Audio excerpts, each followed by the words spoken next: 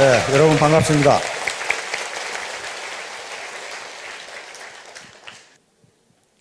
오늘 제가 제목으로 잡은 것은 1만 시간의 법칙이라고 하는 건데요. 요건 지금 미국의 이 신경과학자인 데니엘 레비틴이라고 하는 교수가 있습니다. 한번 비춰보세요. 제 데니엘 레비틴 교수인데, 네, 저 양반입니다. 데니엘 레비틴 교수가 지금 캐나다 이 맥길 대학의 신경과학 교수이자 심리학 교수이고 음악이론 교수이자 컴퓨터과학 교수 그리고 교육학 교수로 있는 분입니다. 좀 묘한 사람은 묘한 사람이에요. 조금. 이 사람은 원래 음악가이기 때문에 음악학자입니다. 그러면서 신경과학의 세계 최고의 권위자이신데, 이 양반이 이 독일 베를린 음악원에서 음악대학에서 5살에 입학해가지고 지금 21살이 된 이 음악 영재들을 조사를 했어요. 교수들에게 의뢰를 해서 이 학생들 중에 세계적인 음악가, 아주 탁월한 이 연주자하고 그냥 저 정도면 뭐 잘하는 거지, 그 정도 우수하다고 판단된 사람하고 연습 시간을 조사해 봤더니 탁월한 연주를 하는 사람, 탁월한 음악가가 될 사람은 모두 연습을 1만 시간 이상 했더라는 겁니다. 그런데 우수하다고 그냥 우수한 정도다라고 판정을 받은 학생들은 연습을 8,000시간을 했더랍니다. 그러니까 그 연습 시간 2,000시간의 차이가 어떤 학생은 세계적인 연주가가 되고 어떤 학생은 그저 그런 연주가가 되고 그런 차이가 나더라는 겁니다. 그래서 이 레비틴 교수는 이게 도대체 무엇 때문에 그러는가? 그러면 음악가만 그러는가? 그래서 모든 분야에 그저 보통인 사람과 그 분야에 탁월한 사람들의 연습 시간을 모두 조사를 했어요. 농구 선수를 조사했어요. 그래서 농구 선수를 조사해 봤더니 역시 세계적인 농구 선수는 연습 시간이 10,000시간 이상이더라는 거예요. 요 배구 선수를 조사했고, 스케이트 선수를 조사했고, 피아니스트 조사하고, 그 다음에 심지어는 뭐까지 조사했냐면 도둑놈까지 조사했어요. 도둑질을 잘하는 놈과 못하는 놈은 연습 시간이 어느 정도인가. 근데 역시 세계적인 도둑놈은 도둑질 연습을 10,000시간 이상 했더라는 거예요. 그래서 이분이 결론을 내렸습니다. 어떤 사람이건 그 IQ에 관계없이, 초기에 일을 시작할 때의 능력에 관계없이 무조건 그 분야에서 성공하려면은 10,000시간 이상 연습하지 않으면 안 된다는 결론에 도달했습니다. 그래서 많은 학자들이 벌떼처럼 달라들어가지고 과연 그런가를 연구해 봤더니 지금까지 학자들이 연구한 결과는 단 하나의 예외도 없다는 거예요. 단 하나의 예외도 없다. 적어도 본받을 만큼 성공한 사람들은 1만 시간 이상 훈련이나 연습을 하지 않은 사람이 단 한 사람도 없다. 심지어는 도둑놈까지 똑같다. 가수도 그렇고 다 똑같다. 근데 이 1만 시간의 법칙이 세상에 크게 알려지게 된 건 말콤 그래드웰이라고 하는 사람이 있습니다. 말콤 그래드웰이라는 지금 뉴요커에 거기서 기사를 썼고 지금은 이 저술가로 있는데, 이 양반이 써서 아주 세계적인 베스트셀러가 된 아웃라이어라는 책이 있습니다. 우리나라에 지금 시중에도 번역되어 나와 있어요. The Story of Success에서 성공 이야기.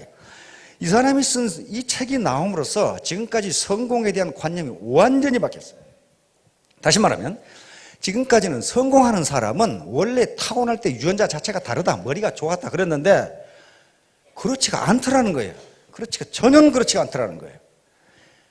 적어도 아무리 머리가 좋아도 1만 시간 이상 연습하지 않고는, 1만 시간 이상 훈련하지 않고는 일정한 수준에 도달할 수 없다는 결론에 도달했어요. 그래서 이 사람이 몇 사람은 예를 들었습니다. 모차르트는 인류가 낳은 가장 위대한 음악자라고 그러죠. 기록에 하면 6살 때부터 작곡을 시작했다고 그러니까. 그러나 6살 때부터 작곡을 시작했는데 지금 음악학자들은 그것은 모차르트가 한 것이 아니고 모차르트 아버지가 했다고 믿고 있습니다. 그리고 모차르트가 실제로 작곡을 시작한 것은 11살 때 시작했어요. 피아노 협주곡을 작곡을 시작했는데 그때 작곡한 것은 별것도 아니에요. 그런데 10년 후인 21살 때 작곡한 피아노 작곡한 피아노 협주곡부터 드디어 명곡이 되기 시작합니다. 다시 말하면 10년간 죽어라고 했다는 거예요. 10년간. 하루에 3시간 10년간 하면 10,000시간이 돼요. 두 번째로 예를 든 게 빌 조이라고 하는 사람이 있습니다. 빌 조이 하면 사진 한번 비춰요. 빌 조이인데요. 빌 조이는 잘 모르실지 모르겠는데 선 마이크로 시스템이라는 회사가 있어요. 우리나라에 들어와 있죠? 선 마이크로 시스템. 그게 워크스테이션을 세계적으로 독점하고 있는 이 회사이고 이 인터넷에서 자바 프로그램을 개발한 사람입니다. 지금도 쓰고 있죠. 30년 전에 개발했는데 이 양반은 수학 천재입니다. 대학 우리 같으면 SAT니까 우리 같은 대학 예비고사 수능 시험이죠. 수능 시험 수학에 만점을 맞았으니까. 그러면 이 사람이 만점을 맞았으니까 그런 이 컴퓨터 천재가 되느냐? 천만의 말씀이에요. 자기 증언에 의하면 71년 대학에 들어가서 무려 5년간을 하루에 3시간밖에 안 했어요. 뭐 했느냐? 자판 위에서 엎드려 자면서 컴퓨터 프로그램을 했습니다. 그게 1만 시간이 넘어요. 자기 입으로 내가 그 프로그램을 연습한 게 1만 시간이 넘는다 이렇게 이야기를 했어요. 그래서 지금 세계적인 선 마이크로 시스템이라는 회사를 만든 사람이에요.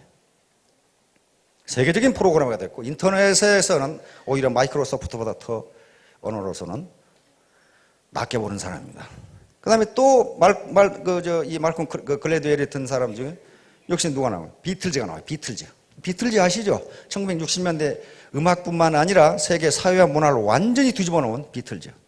비틀즈는 영국의 리버풀이라고 하는 작은 도시에서 결성된 그게 밴드 마스터들입니다. 보컬 사운드란 말이에요. 4명이 했죠. 존 레논, 그 다음에 조지 해리슨, 그 다음에 폴 맥카트니, 그리고 링고 스타 4사람이죠. 이 사람들이 이렇게 세계를 뒤집어 버린 것은 음악 천재여서가 아니고 물론 음악의 자질이 있죠. 존 레논 같은 사람은 독일 함부르크에 가가지고 무려 4년 동안 하루에 8시간씩 연주를 한 거예요. 남들이 놀고 있을 때. 그래가지고 그런 세계를 뒤집어 버리는 음악이 나온 거예요. 그 다음에 빌 게이츠 예를 또 들고 있어요. 말끔 그래도. 빌 게이츠는 뭐 마이크로소프트는 모르는 사람이 없을 거예요. 빌 게이츠 그 친구는 하버드 대학 2년을 중퇴한 사람이거든요. 그러니까 대학 가다 중퇴하면 성공하는가 보다. 천만의 말씀. 그렇게 되는 게 아니에요. 중학교 2학년 때부터 무려 5년을 컴퓨터 프로그램을 했어요. 완전히 거기 빠져가지고 그것만 했어요. 그래서 남들이 컴퓨터라는 게 뭔지를 모르는 시기에 무려 1만 시간 이상의 프로그램을 한 거예요. 그래가지고 하버드 대학을 다닐 필요가 없어진 거예요. 그 분야에 세계 최고가 돼버리니까. 이와 같이 말콤 그래드웰은 여러 가지 사례를 들면서 그 머리가 아무리 좋아도 1만 시간 이상을 연습하지 않으면 그 누구도 성공할 수 없다. 그래서 많은 학자들이 이제 데니얼 레비틴 교수에게 질문을 했습니다. 어떤 질문을 했냐면요. 그러면 모든 사람이 1만 시간을 연습하면 다 천재가 되느냐? 데니얼 교수의 대답은 no, 그렇지 않다. 모든 사람이 1만 시간을 연습한다고 해서 천재가 되는 건 아니지만 그러나 세계적으로 성공한 사람 중에 1만 시간 이상 연습하지 않은 사람은 단 한 사람도 없다. 알겠죠? 단 한 사람도 없다. 이게 얼마나 공평합니까? 만약에 IQ가 높은 사람은 조금 덜 해도 되고 IQ가 낮은 사람은 조금 더 해야 되고 좀 몸이 건강한 사람은 조금 덜 해도 되고 그렇다면은 아마 탓할 때가 많을 거예요. 아이고 우리 부모가 나를 이렇게 낳아가지고 결국 안 되는구만. 그런데 지금까지 뇌신경과학자들의 연구에 의하면 머리 IQ에 관계없이 어느 누구도 세계적인 명성을 얻을, 다시 말하면 해당 분야의 전문가, 존경받을 만한 전문가가 되는 데는 1만 시간 이상 투입하지 않으면 안 된다. 이렇게 되죠. 안 된다. 자, 지금까지 제가 지금 하는 얘기는 지난주부터 여기에 모이신 분들이 3가지 의문을 가지고 계실 거라고 그런 얘기를 했습니다. 첫째, 요 네트워크 사업을 할 것인가 말 것인가. 두 번째, 만약에 한다고 결심하면 어떻게 할 것인가. 세 번째는 나 같은 사람도 성공할 수 있을 것인가. 요 3가지 문제예요. 그래서 할 것인가 말 것인가에 대해서 지난주에 말씀을 드렸습니다. 즉 할 것인가 말 것인가. 요 모든 성공의 가장 중요한 3대 요소는 차가운 머리, 다시 말하면 냉철한 이성이라고 했습니다. 올바른 판단력, 그리고 따뜻한 가슴, 그리고 부지런한 손발. 요 세 개가 있지 않으면 절대로 되질 않아요. 우선 할 것인가 말 것인가를 결정해야 되는데 차가운 머리, 냉철한 이성으로 분석해 봐야 됩니다. 첫째가 이 회사가 합법적인가? 합법적인가? 물론 회사라는 이름의 간판을 걸었으면 합법적입니다. 그러나 겉으로는 합법적이지만 속으로 불법을 행하는 회사들이 비일비재합니다. 그런 걸 보셔야 된다. 냉철한 머리로 판단해 보셔야 된다. 두 번째는 경영자의 도덕성과 경영 능력이에요. 도덕성이 무지무지하게 중요합니다. 도덕성이 또 아무리 좋아도 경영 능력이 형편없으면 그건 비전이 없어요. 그래서 그걸 판단해 보셔야 됩니다. 세 번째는 제품의 질과 가격입니다. 제품의 질이 좋고 가격이 적정한 것이냐를 따져봐야 돼요. 제품의 질이 좋고 가격이 비싼 것은 시중에 얼마든지 있어요. 소위 명품이라는 것들이 다 그런 것들이에요. 그러나 제품의 질도 좋지만은 서민이 쓸 수 있는 가격인가 하는 걸 따져보셔야 돼요. 네 번째는 보상 플랜. 내가 열심히 뛰었는데 빨대 꽂아 다 빨아먹고 나한테 오는 것이 없다. 위에서 다 빨아먹고 없다. 그렇다면 그거 뭐 할라 해요, 그런 거. 그런 회사들 무지무지 많습니다. 무지무지 많아요. 돈이 되긴 되는데 누구 돈이 되느냐? 경영진과 상류층의 돈만 돼요. 자기는 안 되는 경우예요. 마지막으로 비전이 있느냐 하는 걸 봐야 됩니다. 비전. 그런 걸 냉철한 머리로 판단해 보시고 따뜻한 가슴으로 판단해야 될 것은 내가 하는 이 일이 옳은 일이냐 하는 걸 따져봐야 돼요. 합법적이지만 옳다고 할 수 없는 일이 세상에 무지무지 많아요. 그리고 기업들의 그런 게 굉장히 많습니다. 법에 저촉되지는 않지만은 저게 과연 도덕적으로 옳은 것이 하는 것들이 많아요. 예를 들어서 몇 년 전에 어디 해안에 기름이 쏟아 부어졌어요. 그렇죠? 그런데 기름 오염과 관계된 회사는 기름 제거에 나타나지도 않았고 아직까지 10원도 보상 안 해줬어요. 법적으로는 아무 하자가 없습니다. 그러나 그걸 도덕적으로 옳다고 할 수는 없어요. 그렇잖아요. 그런 일들이 비일비재해요. 그러니까 과연 내가 지금 이 하는 일이 요 제품 좋고 가격 좋은데 이걸 과연 내 친구나 누구에게 전달하는 것이 옳은 일인가? 그 다음에 따뜻한 마음으로 판단해야 될 게 두 번째는 보람 있는 일인가? 보람이 없으면 아무 일도 못합니다. 보람에 대해서는 시간 있으면 또 다시 한번 언젠가 이야기할 텐데요. 보람 있는 일인가? 기적의 사명선언문이라는 책이 몇 년 전에 우리 사회에서 이 베스트셀러가 된 적이 있습니다. 한 사학가가 쓴 건데요. 로라 베스라고 하는 사학가가 쓴데 거기에 우리나라 송영근이라는 분이 번역을 했는데 그 서문에 이런 얘기가 있습니다. 중세 어떤 신부가 길을 지나가는데 세 명의 석공이 돌을 쪼고 있어요. 그래서 이 신부님이 한 석공에 물었습니다. 당신은 지금 뭘 하고 있습니까? 그러니까 이 석공이 대답하는 게 보면 모르셔. 돌 쪼고 있지 않소. 두 번째 석공에게 또 물었습니다. 뭘 하고 계십니까? 목구멍이 포도청이라 돌 쪼고 있지 않소. 세 번째 석공에게 또 물었습니다. 뭘 하고 계십니까? 아름다운 성전을 지을 주춧돌을 제가 만들고 있습니다. 이렇게 대답했단 말이에요. 그러면 돌을 쪼고 있다는 행위는 똑같은데 첫 번째, 보면 모르죠. 돌 쪼고 있지 않소. 그러면 이놈은 지가 지금 뭘 하고 있는지 모르는 거예요. 뭐 때문에 돌을 쪼고 있는지 전혀 모르는 거죠. 두 번째 석공은 목구멍이 포도청이니까 하는 수 없이 한단 말이에요. 세 번째 석공은 돌을 쪼는 하찮은 일이지만은 자기가 쪼는 이 돌이 거대한 성전에, 아름다운 성전에 주춧돌이 된다는 것을 생각하고 있으니 누가 돌을 아름답게 그리고 빨리 잘 쪼개나 그 말이에요. 다시 말하면 이 일이 보람이 있다고 생각해야 뭔가 잘 되는 거지. 돈 벌기 위해서 한다든가 하는 수 없이 한다든가 내가 지금 뭘 하고 있는지 모르고 한다든가 북한에 물 뿌리는 놈처럼 그래가지고는 잘 되지 않는다 그런 말이에요. 그래서 과연 이 보람 있는 일인가를 생각해 보셔야 합니다. 오늘 말씀드리려고 하는 것은 바로 두 번째 어떻게 할 것인가 하는 거예요. 어떻게 할 것인가. 바로 1만 시간의 법칙이라는 게 반드시 필요하다. 반드시 필요하다. 왜 1만 시간이라는 게 필요하냐? 왜 1만 시간이라는 게 필요하냐? 뭔가를 극복하는데 그 정도 시간이 필요하다. 뭔가를 극복하는데. 그런데 일만 시간이 어떤 시간인가 생각해 보면 하루에 3시간씩에서 3년이 걸리는 시간이고 하루에 6시간씩 하면 5년이 걸리는 시간입니다. 바로 빌 게이츠나 아까 빌 조이라든가 비틀즈라든가 하는 사람들은 비틀즈는 자기 증언에 의하면 하루에 8시간씩 연주를 했다고 그래요. 그래서 4년을 했어요. 그러니까 세계적인 음악가가 되어버렸어요. 빌 조이와 이 빌 게이츠도 자기들 증언에 하는 5년간을 그렇게 했어요.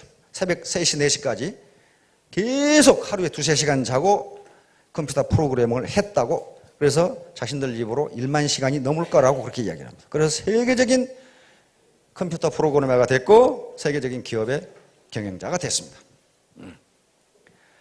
그걸 더 열심히 한다면 예를 들면 하루에 10시간씩을 투입한다면 3년이 걸리는 시간입니다. 아까 여기 있었던 리더들이 전부 다 3년 만에 올라온 사람입니다. 밤낮 없이 뛴 사람들이. 밤낮 없이. 자, 그래서요. 1만 시간의 법칙은 자연의 법칙과 거의 같습니다.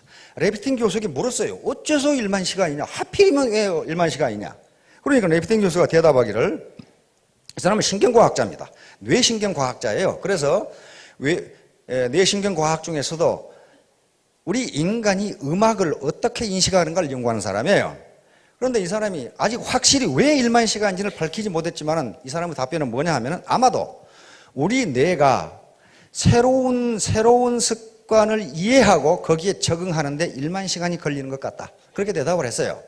그러니까 1만 시간 만에 뇌가 그것을 인식을 하는데 8,000시간 연습한 사람은 안 되더라는 거예요. 뇌가 그걸 인식하지 못한다는 거예요. 자, 그래서 왜 우리에게 특히 네트워크 사업에서 1만 시간이 필요한가? 그런 얘기입니다, 지금. 자, 임계량이라는 게 있습니다. 자연 법칙의 임계량이라는 게 있어요. 임계량. 임계량은 그 임계량을 기준으로 임계량이 미치기 전의 양에서 일어나는 물리 현상과 임계량을 벗어났을 때 일어나는 물리 현상이 서로 다른 것을 이야기합니다. 그러니까 일반적으로 자연계에서 어떤 현상이 나타나는 데는 반드시 어떤 일정량을 넘어야 그 현상이 나타나지 그 전에는 전혀 나타나지 않는다.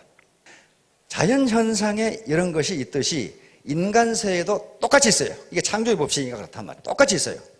우리가 어떤 노력을 할 때요, 일정 시간 이상 연습하지 않으면 한 단계를 올라가지 못해요. 그러면 이게 필요 없느냐? 그렇지가 않다는 거예요. 보통은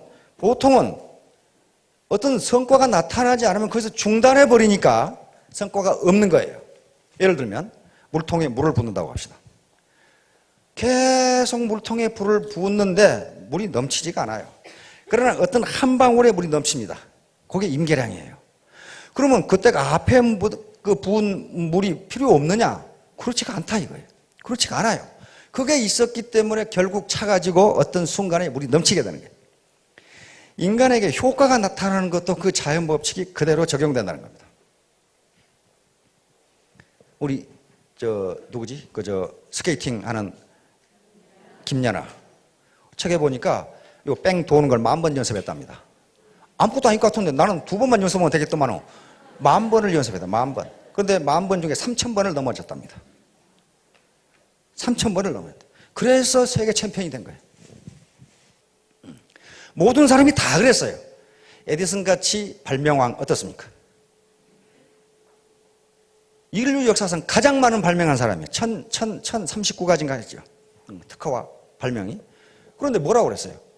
전등 하나 만드는데요. 에디슨의 자서전에 보면 뭐라고 써놨냐면 내가 전등을 만드는데 9,999번을 실패했더니 한 기자 녀석이 와서 내가 똥 만들고 있으니까 10,000번을 실패하냐고 물어보더라 그 말이에요. 그래서 에디슨 대답은 이 사람아 나는 실패한 적이 한 번도 없네. 불이 안 켜지는 방법을 9,999가지나 알아냈네. 그러더라고요. 근데 에디슨도 자기가 몇 번 실패한지를 잘 모르는가 봐요. 다른 사람이 쓴 에디슨 정기원에 3,000번을 실패했다가 나와요. 여러분 생각해 보세요. 백열전구 만드는데 3,000번을 실패했는데 계속했다. 그게 머리가 좋은 사람입니까? 별로 안 좋아요. 초등학교 3개월 다녔죠? 그런데 사명감을 가지고 그렇게 했어요. 에디슨의 모든 말은 그렇게 돼 있어요. 그 다음에 뭐라고 돼 있느냐? 천재는 1%의 영광과 99%의 노력이다. 천재란 단순히 자기가 맡은 일을 끝까지 해내는 인내심을 가진 사람이다. 이렇게 돼 있어요. 자기가 그렇게 했거든요. 그리고 내가 만든 모든 발명품은 우연히 된 것이라고는 하나도 없다. 내가 땀을 쏟고 그 다음에 연구를 해서 나온 것이다. 얼마 전에 우리 아침형 인간이라는 책이 베스트셀러가 됐어요. 일본인 의사가 쓴 겁니다. 일본인 의사가 쓴 건데요. 아침형 인간. 그 책에서도 그 의사는 뭐라고 하느냐면요. 전부 지금 젊은이들인가 모든 사람들이 올빼미형 인간이 돼 있대요. 아침에 늦게 일어나고 밤새도록 돌아다니는. 그런데 이 습관을 밤 11시에 자고 아침 5시에 일어나는 습관이 아침형 인간인데 요게 정착되는데 적어도 100일은 꾸준히 하지 않으면 그게 안 된답니다. 그 의사 얘기예요, 의사가. 의사 얘기예요. 100일은 해야 그게 된대요. 심지어는요, 대관령에서 명태 가지고 황태 만드는데도 100일은 해야 된답니다. 그 자료를 조사해 보니까 그게 20번을 얼었다 녹아야 된다는데요. 20번을 얼었다 녹았다 하고 바람이 불어야 되고 그런데 그게 약 100일 걸린답니다. 그렇지 않고서는 맛있는 황태가 안 된대요. 100이라는 의미가 그런 의미를 가지고 있습니다. 그 다음에 더욱더 과학적인 것은요. 우리 몸의 세포가 60조 개라고 그러는데 그건 누가 세봤는지는 잘 모르겠어요. 하니까 무지하게 많아요. 근데 하루에 수백억 개가 죽고 수백억 개가 새로 생겨난답니다. 그러면 예를 들어 500억 개가 죽는다. 그러면 우리 몸이 새로운 세포로 완전히 바꿔지는데 얼마 걸려요? 100일이 걸립니다. 100일이 걸려요. 그래서 아들 군대 갈 때 아이고 이 자식 잘 갔다 오라 이렇게 아는 분은 100일 후에 휴가 나오면 그 몸뚱이는 다른 몸뚱이에요. 전혀 처음에 안 왔던 몸뚱이는 전혀 아니에요. 자, 이와 같이 우리가 100일간 뭔가를 꾸준하게 지속하면은 우리 뇌세포 그리고 우리 세포가 이게 정상적인 상태라고 인식을 한다는 거예요. 그래서 습관이 바뀌어지는 거예요. 그래서 100일간의 몰입, 100일간의 정진이 가장 중요합니다. 그런데 네트워크 사업에서는 100일이 더욱 중요해요. 굉장히 중요한 게요. 왜 그러냐면요. 네트워크 사업에는 다른 사업하고는 달리 무지무지하게 극복하기 어려운 점들이 있어요. 그것은 100일간 정진하지 않고서는 도저히 극복이 안 돼요. 그런 문제가 뭐가 있을까요? 첫째, 체면과 자존심이에요. 내가 어떻게 살아왔는데. 특히 정서, 이성보다는 감성이 앞서는 한국인에게 있어서 체면과 자존심이라고 하는 문제를 극복한다는 게 쉬운 일이 아니에요. 그것은 내 세포, 그 다음에 내 사고방식에 들어가 있기 때문에 이걸 그냥 100일간 정진하지 않고서는 바꿔지지 않는다. 특히 사회적으로 성공했던 삶, 그리고 사회적으로 존경받았던 직위에 있던 분들이 더욱더 그래요. 제가 그런 삶을 살아와서 알거든요. 바꾸기가 무지무지하게 힘들어요. 그런데 이게 옳고 이것이 보람 있다고 생각하고 밀어붙여서 100일간만 하면 이게 바꿔져요. 바꿔진다고 하는 거예요. 엊그제 지난주에 제가 이사를 했고 또 쿠웨이트 대사를 하던 친구가 귀국을 했어요. 그래서 입국 축하 겸 지금 본부대사로 있는데 이모부 장군들하고 교수 한 10여 명을 초청해서 집에서 파티를 했습니다. 그런데 그 대사 부인이 애터미 화장품을 보더니 깜짝 놀래요. 이거 어디서 났냐고 물어보더라고. 당신이 이걸 어떻게 하냐고 그랬더니 글쎄 어디서 났냐고 이제 물어보는 거예요. 어디서 사면 되냐고 그렇게 물어 깜짝 놀랐어요. 왜 그걸 나한테 묻냐고 그랬더니 뉴욕에 있는 자기 언니가 뉴욕으로 언니가 이민 갔거든요. 이 화장품이 싸고 매우 좋으니 이걸 바르라고 쿠웨이트로 보냈어요. 쿠웨이트 대사관으로. 그래서 이걸 지금 써보니까 무지무지 좋은데 다 떨어졌는데 언니한테 지금 뉴욕에 주문하려고 하는데 여기가 왜 이게 있냐 이게. 그래서 내가 그 부인들 집합시켜놓고 일장 훈시를 이제 하고 이 화장품을 한 달간 바르면 우리 문대사라든가 여러 장군들이 아침에 일어나서 아가씨 어디서 오셨냐고 이렇게 물을 거다. 그랬더니 이 대사 부인이 자기는 지금 이거 한 통을 다 발랐는데 이거 문대사가 이 아가씨라고 안 부른다. 그래서 제가 답변하기를 너무 적게 바르니까 그런다. 왕창 발라라. 이제 그래서 내가 공짜로 한 세트를 줄 테니 다음부터는 너희들이 샀어라 그랬거든요. 어떻게 샀으냐? 회원에 가입해라. 그랬더니 가입하겠다. 그래서 이제 거기에 여러 명의 이 아줌마 패들을 회원에 가입시키고 그렇게 했어요.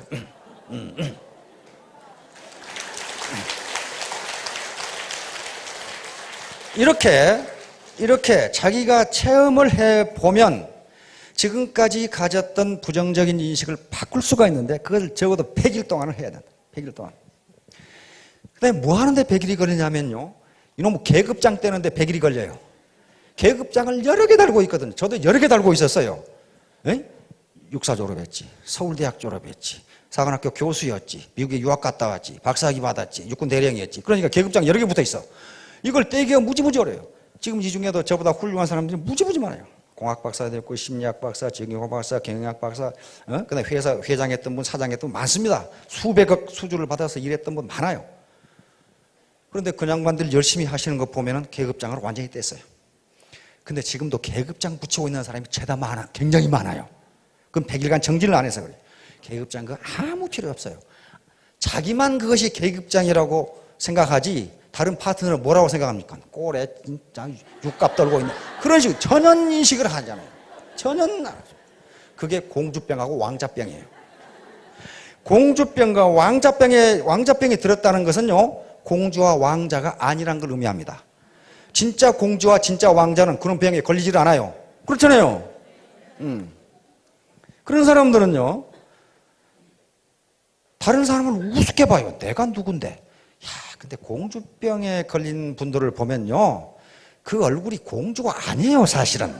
아주 평범한데 자기는 공주라고 생각한단 말이에요. 그런 분들이 많아요. 어떤 성당에서 부인이 와가지고 신부님, 제가요, 저는 제 얼굴이 너무 아름다워서 하루에 몇 번씩을 제 얼굴을 보고 감탄을 하는데 이것도 죄입니까? 신부님이 대답하시기를 죄는 아닙니다만은 착각입니다. 이렇게 이제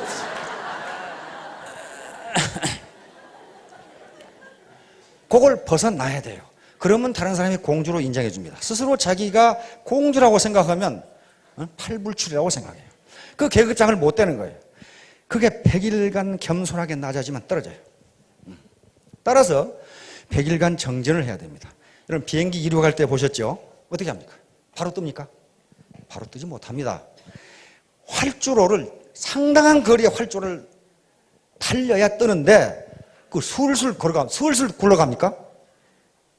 비행기가 뜰 때 가장 파워가 셉니다. 뜰 수 있는 양력을 받아야 되죠. 엄청나게 빠른 속도로 그냥 엔진 인으로 다가다녀요. 제일 시끄러워요, 그러니까. 그렇게 하지 않고서는요, 비행기가 이륙할 수가 없어요. 그런데요, 이륙하기 직전까지 비행기는 하늘에 있는 게 아니고 어디 있어요? 땅에 있어요. 아무런 성과도 없어요. 예를 들어 활주로가 4km다. 근데 3.9km 날아갔다. 달려갔다. 아, 이거 안 뜨네. 멈췄다. 그건 땅에 있는 거예요. 바로 임계 거리를 날아가지 않으면 뜰 수 있는 양력을 받을 수가 없어요. 양력을 받을 수가 없어요. 그래서 반드시 거길 가야 되는데 학자들이 얘기하기는 대부분의 사람들이 4km를 전력으로 질주하면 뜰 수가 있는데 통상은 3km에서 끝난다는 거예요. 아이고 안 되네. 안 되네. 통상 그래서 에디슨이 이야기한 것처럼 성공한다는 것은 천재라고 하는 것은 자기가 한 일을 끝까지 해내는 사람이다. 이렇게 얘기하는 사람. 그러니까 그 사람이 세계 최고의 발명가가 된 겁니다. 그러면 비행기가 이륙합니다. 테이크오프 하죠. 테이크오프 하는데요. 4km에서 떴다. 그럼 수직으로 올라갑니까? 천만의 말씀. 그렇지 않아요. 비스팀이 올라갑니다. 그렇죠? 비스팀이 올라가는데요. 비스팀이 올라갈 때도 엔진 소리가 어떻습니까? 무지무지 시끄러워요. 이게 쉽지가 않다는 거예요. 이게 올라가는데 올라가는 거 계기판 앞에 좌석 앞에 요 고도 나오죠? 보세요. 이렇게 올라가다 또 이렇게 가요. 그렇죠? 이렇게 가다 이렇게. 그러다가 어떻습니까? 난규류 만나면은 막 비행기가 요동을 치죠. 그럼 또 한참 가다가 또 올라가요. 그래서 약 10km 또 11km 올라가면 어떻게 됩니까? 구름을 벗어나서 태양이 보입니다. 그렇죠? 태양이 보입니다. 그래서 일정 고도를 잡으면은 아주 비행기가 조용해지면서 그때부터 승무원들도 자리에서 일어나서 서비스를 시작합니다. 그 전에는 다 의자에 안전벨트 메고 앉아있죠? 자, 그게 필요해요. 그러니까 여기서 이륙하는 거, 그냥 쏜살같이 달려서 이륙하는 것을 여러분들은 100일이라고 보시면 됩니다. 100일 정도예요. 이게 세포가 완전히 바뀌어질 때까지 내 작은 체면과 작은 자존심, 요걸 잠깐 뒤로 놔두고 더 큰 체면과 더 큰 자존심을 세울 수 있는 기회다. 어떤 학자가 얘기했더라고. 이 세상에는 돈보다 귀한 일이 너무너무 많다. 돈보다 귀한 일이 너무너무 많다. 그런데 불행한 것은 그 일을 하는데 죄다 돈이 든다는 것이다. 안 돼요. 죄다 돈이 들어요. 돈보다 귀한 일이 무지무지 많은데 가난한 사람을 도와준다든가, 그 다음에 치료 못하는 누구를 이렇게 치료비를 대준다든가, 그게 돈보다 더 귀한 일이에요. 그런데 돈이 들어요, 그게. 그래서 더 큰 자존심, 그런 것을 이룩하기 위해서는 작은 자존심을 내려놓지 않으면, 그 쓸데없는 과거 계급장을 떼지 않으면 절대로 안 된다. 계급장을 안 뗀 사람들 지금 리더 중에도 몇 사람 있어요. 그래가지고 그 계급장을 안 뗀 리더가 있는 데는요, 지멋대로 하려고 그러니까 질이 멸렬해, 조직이. 자, 결론을 말씀드리도록 하겠습니다. 이 세상에 공짜는 전혀 없습니다. 공짜는 없어요.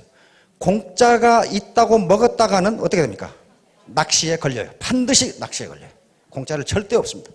자기가 땀 흘린 것만큼 얻을 수 있어요. 그건 레비틴 박사가 1만 시간의 법칙으로 이야기를 했습니다. 그리고 일단 이륙하는 데는 100일간 정진이 필요합니다. 거기에 소비자 집단을 구축을 해야 되고, 자기의 계급장을 떼야 되고, 자기의 자존심이나 체면, 이 작은 것을 잠깐 뒤로 밀려두는 거예요. 그걸 자기가 체면이라는 게 자존심을 손상하라 그런 게 아니고, 손상됩니다. 참 별의별 참 살다가 별꼴 다 본 적이 있어요. 그 작은 걸 희생하지 않으면 안 됩니다. 따라서 공짜는 없다. 그리고 신은 새를 위해서 벌레를 만들었지만은 벌레를 둥지에 넣어주지는 않습니다. 둥지에 넣어주지는 않기 때문에 그 벌레를 잡는 것은 새 어미의 몫이에요. 새의 몫입니다. 일찍 일어나는 새가 벌레를 잡는다는 얘기가 있습니다. 마찬가지로 사업을 할 수 있는 기회, 또는 돈을 벌 수 있는 기회는 모든 사람에게 공평하게 열려 있지만은 그 기회를 선택하느냐 마느냐는 자기에 달려 있어요. 따라서 모두 이륙을 하는 데까지는 100일 정도의 정진이 필요하다는 걸 아시고, 이제 고도 비행을 하려면 우리 앞에 나온 리더들처럼 1만 시간의 정진이 필요합니다. 모두 좋은 선택을 해서 성공하시기 바랍니다. 감사합니다.